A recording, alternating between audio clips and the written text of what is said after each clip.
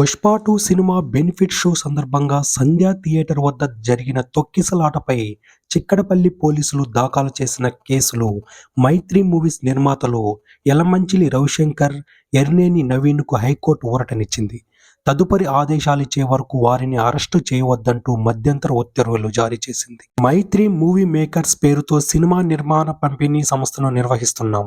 ఇప్పటి వరకు 30కి పైగా సినిమాలను నిర్మించాం. అలాగే పుష్ప 2తో సహా 30 ఇతర సినిమాలను పంపిణీ చేశాం. సంధ్యా థియేటర్ వద్ద డిసెంబర్ 4న జరిగిన తొక్కిసలాట కారణంగా ఊపిరాడక తన భార్య, కుమారుడు కుప్పకూలారని చిక్కడపల్లి పోలీస్ స్టేషన్లో భాస్కర్ అనే వ్యక్తి ఫిర్యాదు చేశారు. మహిళ మృతి చెందగా బాలుడు చికిత్స పొందుతున్నాడు. ఈ ప్రమాదంతో మాకు ఎలాంటి సంబంధం లేదు. నిర్మాతలైనంత మాత్రాన ఘటనకు బాధ్యులను చేస్తూ క్రిమినల్ కేసు నమోదు చేయడం చట్టవిరుద్ధం. మాపై ఎఫ్ఐఆర్ను కొట్టివేయాలని రవిశంకర్, నవీన్ పిటిషన్ దాఖలు చేశారు. ఈ పిటిషన్పై జస్టిస్ కె. సుజనా విచారణ చేపట్టారు. పిటిషనర్ల పాత్ర సినిమా నిర్మాణానికి మాత్రమే పరిమితమని వారి తరపున న్యాయవాది వాదించారు. ఒక్కసారి బయ్యర్లకు విక్రయించిన తర్వాత వారి పాత్ర ఏమీ ఉండదని చెప్పారు.